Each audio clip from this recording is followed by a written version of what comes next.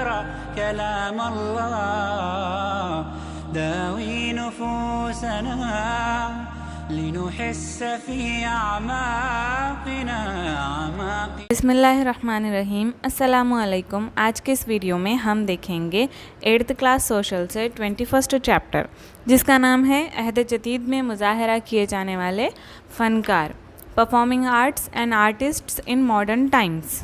ठीक है, तो इसमें जो जो भी इम्पॉर्टेंट पॉइंट्स दिए गए हैं टेक्स्ट बुक में वो इंशाल्लाह हम लोग डिस्कस करेंगे। तो चलिए स्टार्ट करते हैं।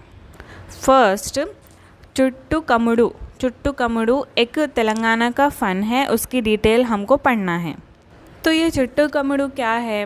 दरअसल ये तेलंगाना का फ़न है और ये दरअसल गाने हैं, गीत जो गाए जाते हैं ना वो है। तो ये कौन गाते हैं?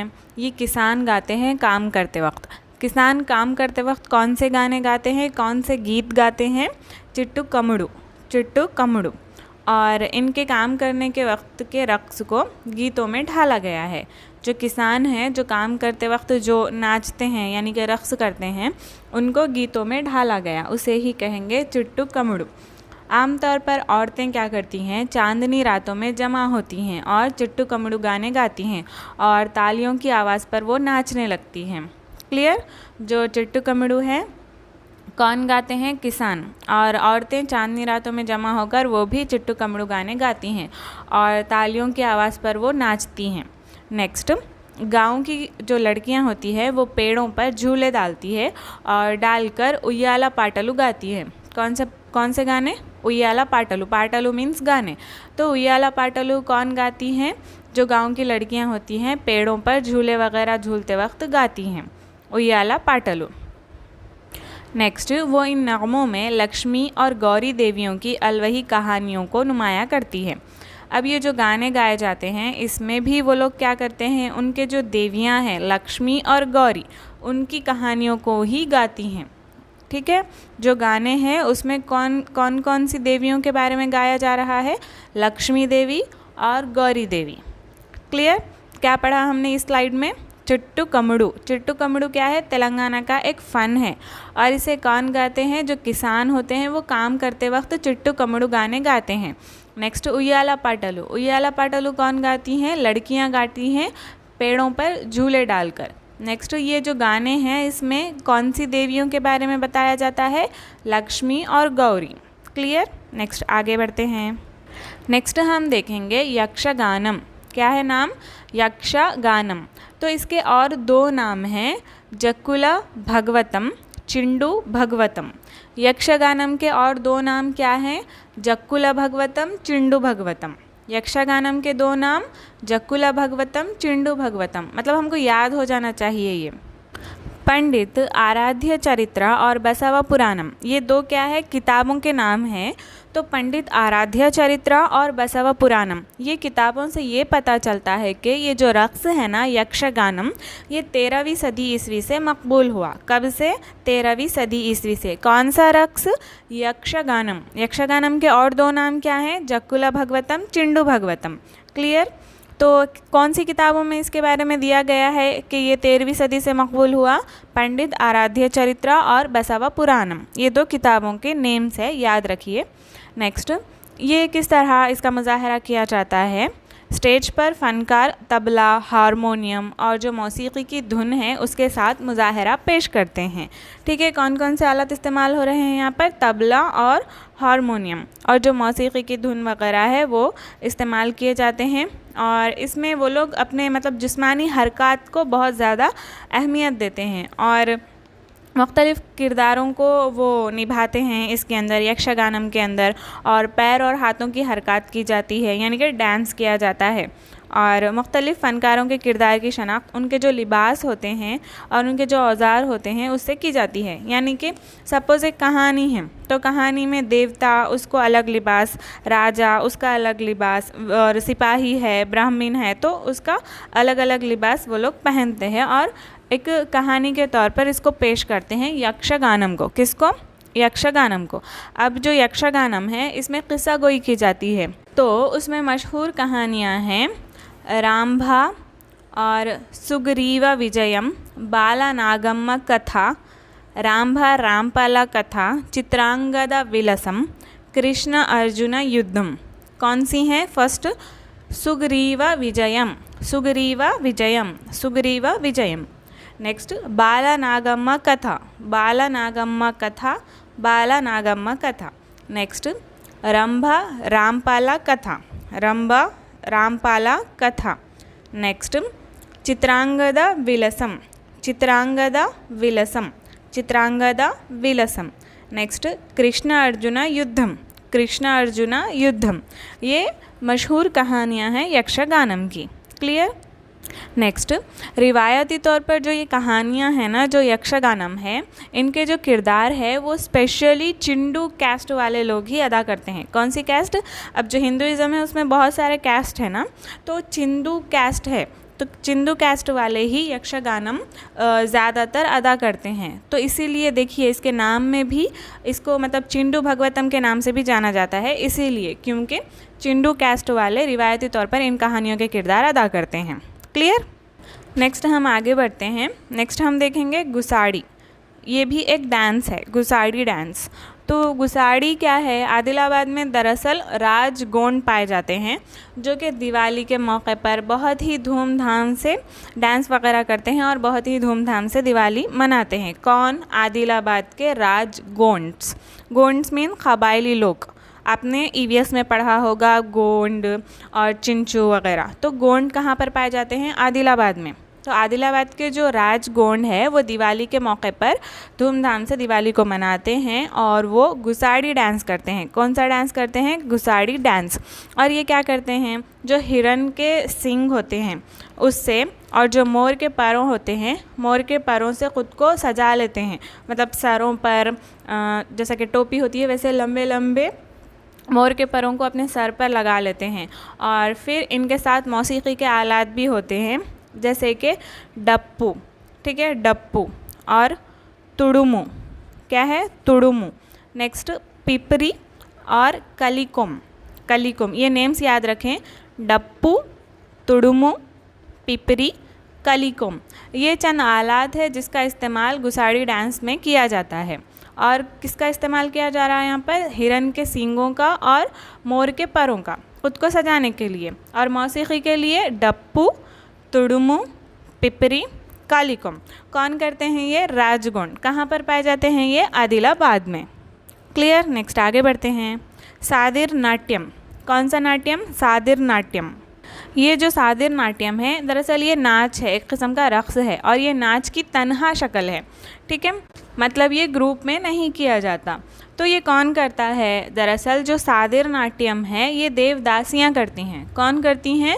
देवदासियाँ करती हैं। ये देवदासियाँ सदियों से मंदिरों और जो जुनूबी हिंद है, स्पेशली जो साउथ इंडिया है, तो यहाँ के जो शाही दरबार हुआ करते थे बादशाहों के, उसमें नाचती थी। कौन? देवदासियाँ नाचा करती थी। तो उनका फेमस डांस है ये सादिर नाट्यम। और इसमें तमिलनाडु में भी बहुत ज़्यादा मतलब ये आम था सादिर नाट्यम। कहाँ पर ज़्यादा आम था? तमिलनाडु में। क्या कहा जा रहा है यहाँ पर? जो सादिर नाट्यम है ये कौन करती हैं, यानी कि कौन ये रक़्स करता है? देवदासियाँ करती है। और ये देवदासियाँ क्या कर रही हैं? कई सदियों से, यानी कि कई सदियों से मंदिरों में नाचती है और जो शाही दरबार होते हैं, जो राजा वगैरह होते हैं, उनके पास भी नाचती हैं। तो ज़्यादा फेमस कहाँ पर है? ये तमिलनाडु में फेमस था। नेक्स्ट हम देखेंगे लंबाड़ी। क्या है? लंबाड़ी। आंध्र प्रदेश में एक नीम खाना बदोश कबीला है लंबाड़ी, यानी कि इनका प्रॉपर जो है वो आंध्रा या फिर तेलंगाना नहीं है, ये दूसरे एरिया से यहाँ पर आए हैं खाना बदोश लोग। कौन? लंबाड़ीस। तो ये लोग क्या करते हैं? रोज़मर्रा के जो भी काम काज है, जैसे कि फसल उगाना है या फिर काटना है, शजरकारी करना है या फिर तुक़मरेज़ी के जो भी मरहले होते हैं, तो उसके मरहलों में वो नाचते हैं। कौन? लंबाड़ीस। बहुत ज़्यादा नाचते हैं। और इनका जो लिबास होते हैं ना, उस पर कांच के मन के चमकीली टिकलियाँ लगी हुई होती हैं इनके कपड़ों पर, और वो बहुत खूबसूरत होती है। जब दशहरा, दिवाली और होली के त्यौहार पर नाचती है तो लोग उन्हें पैसे देते हैं। तो इसमें कुछ इंपॉर्टेंट ऐसा याद रखने के काबिल तो नहीं है, ये तो कॉमन पॉइंट्स है, आपने देखा भी होगा। क्लियर? तो इसको रिपीट करने की ज़रूरत नहीं है। नेक्स्ट हम आगे बढ़ते हैं कुरावंजी। नेक्स्ट क्या है? कुरावंजी। कुरावंजी क्या है? ये भी एक किस्म का नाच है, रक़्स है। ये औरतों का नाच है स्पेशली। कुरावंजी किसका नाच है? औरतों का। और जब एक लड़की की मोहब्बत कामयाब हो जाती है, उसे महबूब मिल जाता है, तो उस वक्त ये रक़्स किया जाता है। क्लियर? नेक्स्ट हम देखेंगे कुचिपुड़ी। कौन सा डांस? कुचिपुड़ी तो आपने सुना होगा, बहुत आम है ये आंध्र प्रदेश में एक ब्राह्मण गांव का नाम है कुचिपुड़ी, और मुख्तलिफ़ अफराद मिलकर ये रक़्स करते हैं। ये नाटक की शक्ल में पेश किया जाता है और इसको मर्द नाटक के रूप में करते हैं। क्या कहा जा रहा है? ये बहुत ही फेमस है। कुचिपुड़ी कहाँ का डांस है अगर पूछा गया तो आंध्र प्रदेश का। और क्यों कहा जा रहा है ये आंध्र प्रदेश में? दरअसल एक गाँव है जिसका नाम भी कुचिपुड़ी है, और ये बहुत सारे अफराद मिलकर ये डांस करते हैं। कौन सा डांस? कुचिपुड़ी। फास्ट हो रहा हो तो आप बता सकते हैं कमेंट्स में। कुचिपुड़ी डांस कहाँ का है? ये आंध्र प्रदेश का। और जिस तरह नाटक किया जाता है ना, उस तरह डांस के साथ ये लोग नाटक की शक्ल में इसको पेश करते हैं, कुचिपुड़ी डांस को, और ज़्यादातर मर्द हजरात करते हैं। क्लियर? नेक्स्ट आगे बढ़ते हैं। नेक्स्ट है दर बदर भटकने वाले फ़कीरों और बैरागों ने गाने गाते थे वो लोग भी, जो भटकते थे फ़कीर और जो बैरागीस होते थे वो लोग। तो उसमें फ़कीर पाटलू, बैरागी पाटलू। पाटलू मतलब गाने, तो जो फ़कीरों के गाने हैं फ़कीर पाटलू, जो बैरागियों के गाने हैं वो बैरागी पाटलू। और उनके साथ साथ दंडगानम और लतकोरू साब, ये भी क्या थे? गाने थे। और ये कौन गाते थे? जो फ़कीर होते थे, जो घूमते रहते थे, भटकते रहते थे, वो लोग गाते थे। कौन से गाने? फ़कीर पाटलू, बैरागी पाटलू, दंडगानम और लतकोरू साब।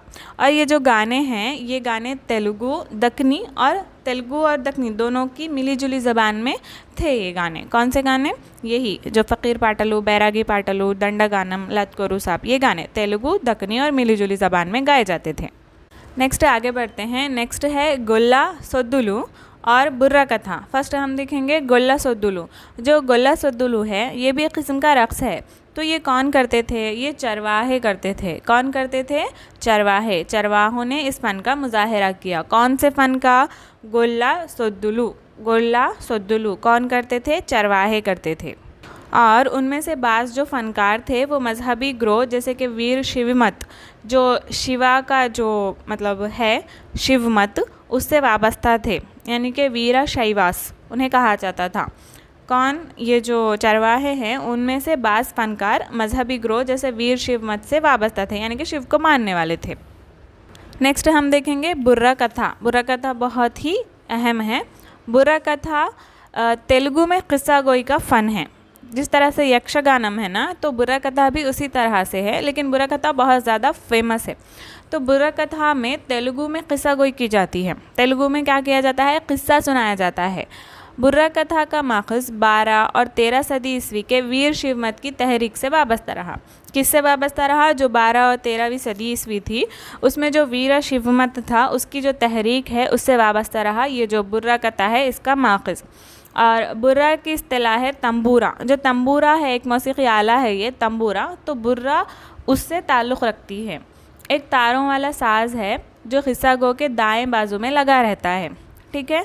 जो बुर्रा कथा जो पेश की जाती है उसमें जो गाना मतलब सुनाया जाता है, मतलब गाने की तर्ज में जो कथा पेश की जाती है, कथा मीन्स किस्सा या फिर कहानी, तो कथा जो पेश की जाती है तो जो बोलने वाला होता है उसके एक हाथ में तंबूरा होता है। क्या होता है? तंबूरा। और वो एक तारों वाला साज़ है और किस्सा गो के दाएं बाजू में लगा रहता है। ये कौन से बाजू में? दाएं बाजू में लगा रहता है। और जिस तरह से हमने यक्षगानम में पढ़ा था, चिंडू कास्ट वाले ज़्यादा करते थे, तो जो बुर्रा कथा है, बुर्रा कथा का मुज़ाहरा पीचु गुंटला या फिर जंगालू ज़ात वाले ज़्यादा करते हैं। और ये कबाइल है। कौन है ये? कबाइल। कौन से ज़ात वाले करते हैं? पिच्चू गुंटला और जंगालू। ठीक है? ये कबाइली ग्रोह हैं, ये लोग ज़्यादातर बुर्रा कथा का मुज़ाहरा करते हैं। यक्षगानम का मुज़ाहरा कौन सी कैस्ट वाले करते थे? चिंडू कैस्ट वाले, इसीलिए उसको क्या कहा जाता था? चिंडू भगवतम। अब यहाँ पर जो बुर्रा कथा है, बुर्रा कथा का मुज़ाहरा कौन सी कैस्ट वाले करते हैं? पिच्चू गुंटला और जंगालू। और ये जो बुर्रा कथा है, एक ही ख़ानदान के 2 या फिर 3 अफराद का ग्रुप मिलकर ये बुर्रा कथा पेश करता है। और बुर्रा कथा में जो मरकज़ी क़िस्सा गो है, जो बीच में ठहरा हुआ होता है, वो तंबूरा बजाता है और घुंघरू भी पहनकर नाचते हुए क्या करता है, दास्तान बयान करता है। और सुर ताल के लिहाज से स्टेज पर आगे पीछे इस तरह से नाचता है। और अपने इसका एक इम्पॉर्टेंट पॉइंट ये है कि वो अपने दाएं अंगूठे में एक अंगूठी पहनता है और अपनी हथेली में भी एक अंगूठी रखता है, और इसकी मदद से क्या करता है, वो जो तंबूरा है उसको बजाता जाता है। कौन? जो क़िस्सा गो है वो। फिर इसके जो दो साइड्स में दो आदमी रहते हैं, वो आदमी क्या करते हैं, मटका बजाते हैं। उन दोनों के हाथ में क्या होते हैं, मटके होते हैं। आदमी या फिर औरतें, जो भी दो साइड्स में हैं वो वाले, तो उनके दोनों के हाथ में मटके होते हैं, वो मटका बजाते हैं, तो उन्हें हम कहेंगे बदेकी। ठीक है, डक्की या फिर बदेकी। ठीक है, डक्की या फिर बदेकी कहेंगे। ये तेलुगु वर्ड से शायद इसका प्रोनाउंसिएशन मिस्टेक हो रहा होगा, आप बस क्वेश्चन पेपर में रिकॉग्नाइज कर सके उस काबिल तो पढ़ लिए भी तो काफ़ी है। तो डक्की या फिर बदेकी, ये किसे कहा जाता है, जो मरकज़ी क़िस्सा गो है उसके साइड में जो दो अफराद होते हैं जो मटका बजाते हैं, उसे कहेंगे डक्की या फिर बदेकी। ठीक है। नेक्स्ट जो ये बुर्रा कथा है, बुर्रा कथा के बहुत ज़्यादा मतलब मशहूर और मारूफ टेप मिसरे भी हैं, यानी कि चंद बुर्रा कथाएँ जो है बहुत ज़्यादा फेमस भी हुई थी। तो उसमें है फर्स्ट विनर भारत, वीर कुमार, विजयम मनदेरा, नेक्स्ट तंदाना तानम। और ये क्या है, चंद फेमस बुर्रा कथा है। कौन कौन सी हैं? विनर भारत, वीर कुमारा, विजयम मनदेरा, तंदाना ताना। ये कैसे नेम्स है, लेकिन याद रखने पड़ेंगे, तेलुगु नेम्स है। और जो कहानी सुनाने वाला होता है उसे कहेंगे कथकुडु। क्या कहेंगे? कथकुडु। जिसकी तेलुगु अच्छी है उन लोगों के लिए तो इजी है ये, लेकिन जिसकी मतलब तेलुगु जो लोग ज़्यादा जानते नहीं उनके लिए ये बहुत टफ है नेम्स याद रखना, बार बार रिवाइज करते जाइए। तो जो कथकुडु है वो किसे कहेंगे? जो कहानी सुनाने वाला होता है उसे कहेंगे कथकुडु। क्लियर? नेक्स्ट जो ये बुर्रा कथा होती है उमूमन 2 से 3 घंटों के लिए बोली जाती है। कितने घंटों के लिए? 2 से 3 घंटों के लिए बोली जाती है। यानी कि लंबी कहानी को क्या किया जाता है, किस्तों की शक्ल में, स्पेशली जो शाम का टाइम रहता है, शाम के औकात में पेश किया जाता है बुर्रा कथा को। और इसमें चंद कहानियाँ भी बयान की जाती है, जैसे कि बाज़ राजाओं की कहानियाँ भी इसमें बयान की जाती हैं। और जो ये बुर्रा कथा है, स्पेशली जो दशहरा है, संक्रांति है, इनके जो फेस्टिवल्स होते हैं ना, वो फेस्टिवल्स में ज़्यादातर ये बुर्रा कथा पेश की जाती थी। तो इसमें जो कहानियाँ पेश की जाती थी वो है रामायण, महाभारत और कंबोजा राजू कथा, बोबिली कथा, पलनाटी कथा, कटमराजू कथा। ये क्या है? चंद फेमस कहानियाँ हैं जो बुर्रा कथा में पेश की जाती हैं। कौन कौन सी? रामायण महाभारत तो याद रहेगा। नेक्स्ट कंबोजा राजू कथा। नेक्स्ट बोबिली कथा। बोबिली युद्धम हमने प्रीवियस लेसन में भी पढ़ा था 22nd चैप्टर में। और पलनाटी वीर कथलु ये भी प्रीवियस चैप्टर में आ चुका है, तो ये 2 तो याद रह जाएंगे हमें, बोबिली कथा, पलनाटी कथा। नेक्स्ट है कटमराजू कथा, ये याद रखना पड़ेगा, कटमराजू कथा। तो ये चंद फेमस कहानियाँ हैं जो बुर्रा कथा में पेश की जाती हैं। क्लियर? नेक्स्ट नज़र एक पर्सन का नाम है। उन्होंने क्या किया, तेलंगाना की तहरीक के ज़माने में बहुत सारे बुर्रा कथा पेश की। किसने? नज़र ने। नज़र नाम याद रखें। नज़र परफॉर्म्ड मैनी बुर्रा कथास। ठीक है, कब?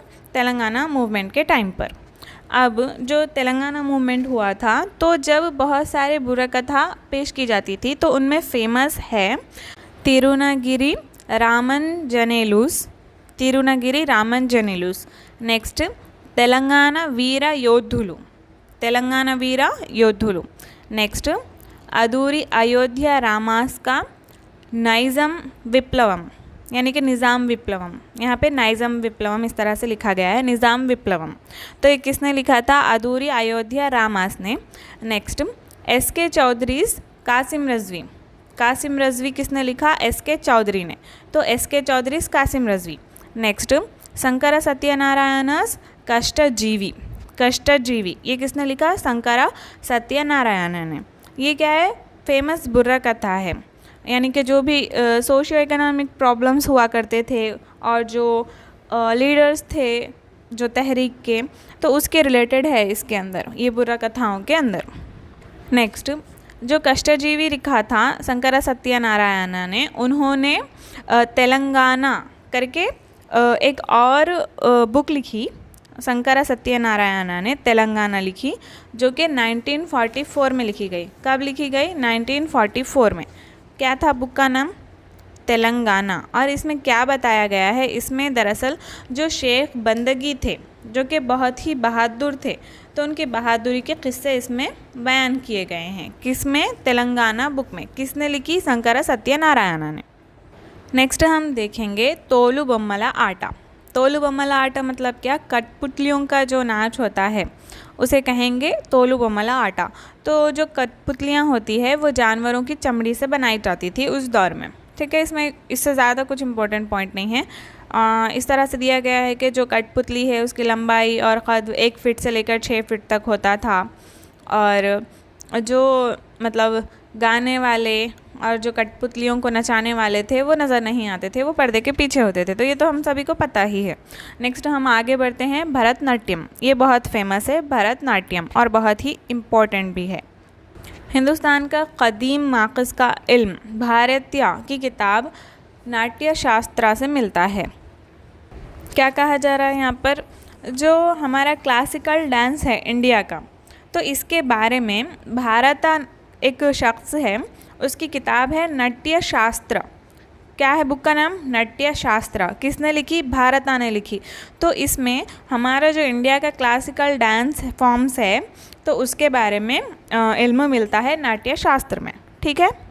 नेक्स्ट, आज तमिलनाडु से ख़ास नाच के अंदाज का नाम है भरतनाट्यम। ये भरतनाट्यम कहाँ का डांस है? तमिलनाडु का। कुचिपुड़ी कहाँ का है? आंध्र प्रदेश। ठीक है, जो भरतनाट्यम है वो कहाँ का है? तमिलनाडु का ख़ास नाच है। 100 बरस पहले भरतनाट्यम का नाम जो नाम है स्पेशली वो महफूज हो गया था, यानी कि कोई जानता ही नहीं था भरतनाट्यम को। तमिलनाडु और आंध्र प्रदेश में राइज क़दीम नाच को सादर नाच, करांची, कुचिपुड़ी कहा जाता था। मतलब उस दौर में क्या कहा जाता था? करांची, सादर, कुचिपुड़ी कहा जाता था। आज जिसे हम भरतनाट्यम कहते हैं दरअसल वो सादर नाट्यम से माखूज़ है। अगर आपको क्वेश्चन आए कि भरतनाट्यम कौन से नाच से माखूज़ है तो क्या कहेंगे? सादर नाट्यम। कौन से नाट्यम से? सादर नाट्यम से माखूज़ है। अभी हमने पढ़ा था सादर नाट्यम कौन करती हैं? देवदासियाँ करती हैं। कौन करती हैं? देवदासियाँ। तो याद रखेंगे हम ये। देवदासियाँ नाचती थी जो मंदिर की इबादत का जुज़ था। मतलब वो लोगों का ऐसा अक़ीदा था कि देवदासियाँ जो नाचती थी वो मंदिर की इबादत है उनके लिए। देवदासी का मतलब क्या है? देवदासी मतलब देवता की कनीज़, जो उनका देव भगवान है, तो उनके लिए औरतों को छोड़ दिया जाता था, वो बस मंदिर में ही रहा करती थी देवदासियाँ, वो देवता की कनीज़ मानी जाती थी। तो ये जो भरतनाट्यम है दरअसल ये किससे माखूज़ है? सादर नाट्यम से। मतलब ये कौन करती थी? देवदासियाँ करती थी। कहाँ पर? मंदिरों में और शाही दरबारों में। जो देवदासियाँ होती थी उनके जो बच्चे होते थे तो उसमें जो मेल्स होते थे उन्हें कहा जाता था नट्टू व नर्स। क्या कहा जाता था? नट्टू व नर्स।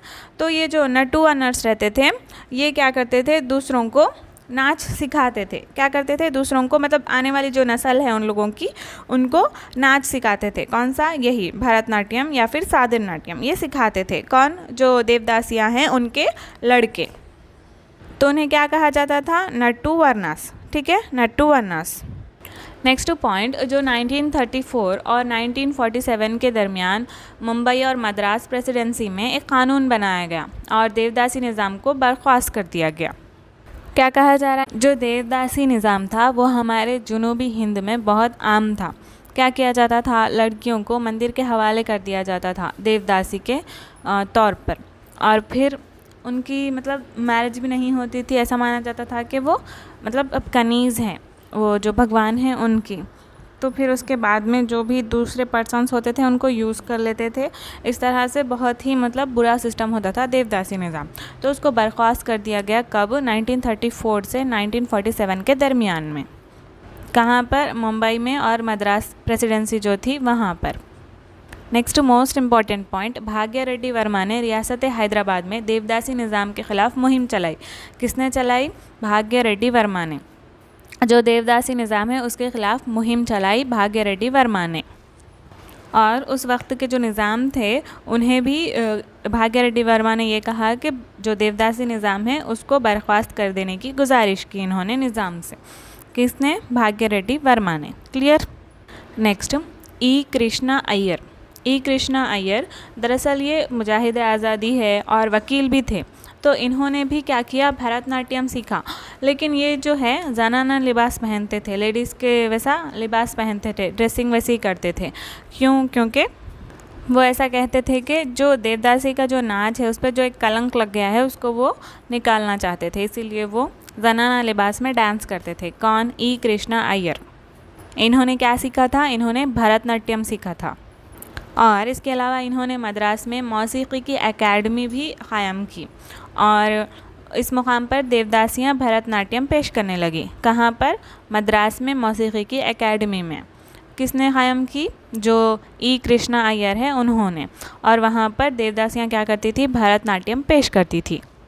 इसके बाद क्या हुआ? जो भरतनाट्यम है उसको बहुत ज़्यादा शोहरत मिलने लगी।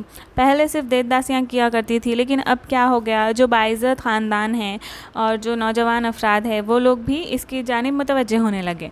तो इसमें ना सिर्फ इंडिया के बल्कि मगरबी फ़नकार, जैसे कि जिसका नाम है बैलेरिना अन्ना पाव्लोवा, बैलेरिना अन्ना पाव्लोवा, तो इन्होंने भी जो हिंदुस्तानी नाच है उसको सीखने की सलाह दी। ठीक है। नेक्स्ट हम पढ़ेंगे रुक्मिणी देवी। रुक्मिणी देवी बहुत ही फेमस है। ये भरतनाट्यम किया करती थी। तो फर्स्ट ये जो बैलेरिना अन्ना पाव्लोवा है वहाँ से ये तरबियत लेती थी, यानी कि वहाँ सीखती थी, मतलब मगरिबी डांस सीखती थी। तो वहाँ पर जो बैलेरिना अन्ना पाव्लोवा है इन्होंने उनको इस्लाह की कि जो हिंदुस्तान का रिवायती डांस है, क्लासिकी जो मौसीकी है उसको सीखें। तो वहाँ से फिर जो रुक्मिणी देवी हैं उन्होंने सीखा भरतनाट्यम। नेक्स्ट, रुक्मिणी देवी ने देवदासियों की एक तंजीम ने भरतनाट्यम की तजदीद की कोशिश की। ठीक है, इसको पहलाने की कोशिश की। रुक्मिणी देवी के उस्ताद के अलावा बेंगलुरु वना नागरत्नम्मा और अफसानी रखास बाला सरस्वती की काविशें भी रहीं। ये जो देवदासियों का जो डांस है उसको वसत देने के लिए रुक्मिणी देवी और बेंगलुरु की नागा रत्नम्मा और बाला सरस्वती इन्होंने भी बहुत सारी कोशिशें की। इन्होंने इस रिवायत की बरकरारी की वकालत की और इसे देवदासी कम्युनिटी में ही रखने की कोशिश की। मतलब अब क्या हो रहा था? देवदासियों के अलावा दूसरे लोग भी ये डांस सीख रहे थे, भरतनाट्यम। लेकिन जो रुक्मिणी देवी और इस तरह के जो लोग थे वो ये चाहते थे कि ये जो डांस है ये सिर्फ मतलब देवदासियों तक ही महदूद रहे। क्यों? क्योंकि ये देवदासियों का ख़दीम नाच था। दूसरी जानिब क्या हुआ? चंद तालीम याफ्ता अफराद थे। उनका ख़्याल ये था कि जो भरतनाट्यम है इसको देवदासियों के बजाय बाइज़्ज़त ख़ानदानों के सुपुर्द कर देना चाहिए। ठीक है, किसको दे देना चाहिए? बाइज़्ज़त ख़ानदानों को। तो यहाँ पर क्या हो गया? दो अलग अलग ख़यालात के लोग ये रक़्स के पीछे पड़ गए और देवदासियों और जो नट्टू वर्नास है उन्होंने क्या किया? दूसरी ज़ात के जो लोग थे उनको नाच सिखाना शुरू कर दिया। मतलब पहले देवदासियाँ करती थी, अब सबको नाच सिखाना स्टार्ट कर दिया। किसने? जो देवदासियाँ और जो नट्टू वर्नास थी उन लोगों ने। नट्टू वर्ना मतलब क्या? जो देवदासियों के लड़के थे वो। नेक्स्ट मोस्ट इम्पॉर्टेंट पॉइंट, जो रुक्मिणी देवी है उनका पहला नाच का जो परफॉर्मेंस हुआ था वो 1935 में हुआ था और बहुत ज़्यादा फेमस हुआ था। किसका डांस परफॉर्मेंस? रुक्मिणी देवी का। और जो रुक्मिणी देवी थी इन्होंने कला क्षेत्र इदारा भी क़ायम किया था इसके लिए, भरतनाट्यम के लिए। कौन सा इदारा? कला क्षेत्र। और उसमें बड़े फ़नकारों और मौसीक़ारों ने हिस्सा भी लिया और रुक्मिणी देवी ने इस नाच में कई नस्लों को तरबियत भी दी। और इसके अलावा जो बाला सरस्वती थी वो किसके ताल्लुक़ से थी? वो भी क्या चाहती थी कि देवदासियों का जो रिवायती रक़्स है उसको फ़रोग़ देना चाहती थी। तो इनका ख़्याल था कि इस्तिलाहात जो है गैर ज़रूरी है, मतलब इसमें जो चेंजेस लाए जा रहे हैं भरतनाट्यम में वो गैर ज़रूरी है और उसी की वजह से क्या हो रहा है? ये जो नाच है इसमें इन्हिराफ पैदा हो रहा है, ऐसा मानती थी बाला सरस्वती। अगर पूछा जाए कि बाला सरस्वती का शजरा कौन सा था तो इनका देवदासी का शजरा था, यानी कि ये देवदासियों से नाच सीखते हुए आई थी। यानी कि जो भरतनाट्यम है वो दो हिस्सों में डिवाइड हो चुका था ना। एक साइड जो देवदासीज थे वो लोग सिखा रहे थे, एक साइड जो मतलब तालीम याफ्ता तबका था वो सिखा रहा था। तो जो बाला सरस्वती थी इनका शजरा देवदासियों का था और वो बहुत ही मतलब बेहतरीन रक़्स करती थी, इसीलिए उनको बहुत ज़्यादा शोहरत मिली। किसको? बाला सरस्वती को। नेक्स्ट पॉइंट, जो देहात में देवदासियाँ रहती थी उन्हें उनके नेम्स दिए गए हैं यहाँ पर। पंडा, नल्लूर, वजुवूर और तंजाउर। ये कौन से गांव हैं? ये देहात हैं दरअसल जहाँ पर देवदासियाँ रहा करती थी। तो ये था भरतनाट्यम के रिलेटेड।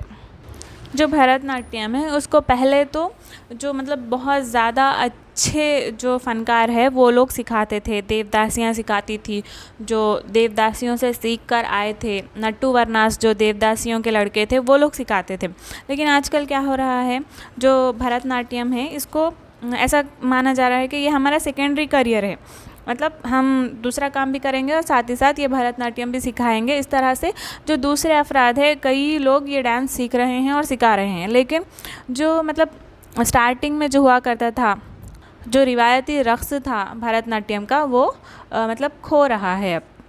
इसी तरह से सेम कथकली, यक्षगानम और उड़ीसी, मणिपुरी और जो कथक है ये भी सिमिलर सिचुएशन से गुज़र रहे हैं। यानी कि जो पुराने जो हमारे क़दीम जो नाच है, जो रक़्स है, उसमें काफ़ी चेंजेस आ रहे हैं और वो उतने ज़्यादा अब फेमस भी नहीं रहे। नेक्स्ट हम देखेंगे पेरिनीनी नृत्यम। पेरिनीनी नृत्यम ये जो रक़्स है इसको शिवा देवता की पुरसतिश के वक्त पेश किया जाता है। उनका जो देवता होता है शिवा, शिवा देवता की पुरसतिश के वक्त कौन सा डांस किया जाता है? पेरिनेनी नृत्यम। पेरिनेनी नृत्यम। इस रक़्स को शिवा मंदिर में नटराज मूर्ति के रूबरू जारहाना अंदाज में पेश किया जाता है ताकि जंग को जाने वाले सिपाही में मुहर्रिका पैदा किया जाए। और इस रक़्स को मर्द ही वलवले से पेश कर। क्या कहा जा रहा है यहाँ पर? जो ये नृत्यम है पेरिनी नृत्यम, इसको सिर्फ मर्द ही पेश करते हैं और शिवा मंदिर में पेश किया जाता है। और कौन सी मूर्ति के रूबरू? नटराज की जो मूर्ति होती है, आपने देखी होगी नटराज की मूर्ति, उसके करीब पेश किया जाता है पेरिनेनी नृत्यम।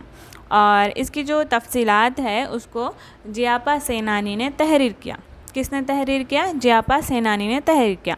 ये कौन था? ये काकतीय हुक्मरान गणपति देवा के हाथियों की तकड़ी का कर्नल था। कौन? जयापा सेनानी। किसका था ये कर्नल? काकतीय हुक्मरान गणपति देवा के हाथियों की तकड़ी का कर्नल था। क्लियर? इसने क्या लिखा? जो पेरिनेनी नृत्यम है उसकी तफसीलात लिखी। किसने? जयापा सेनानी ने। नेक्स्ट है डप्पू नाट्यम। कौन सा नाट्यम? डप्पू नाट्यम।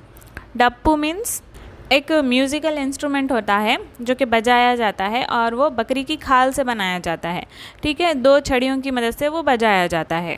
और ये जो डप्पू नाट्यम है इसमें 15 से 20 रक्कास क्या करते हैं? तकारीब करते हैं। क्लियर? तो ये था 8th क्लास सोशल से 21st चैप्टर जिसका नाम था अहद जदीद में मुज़ाहरा किए जाने वाले फ़नकार।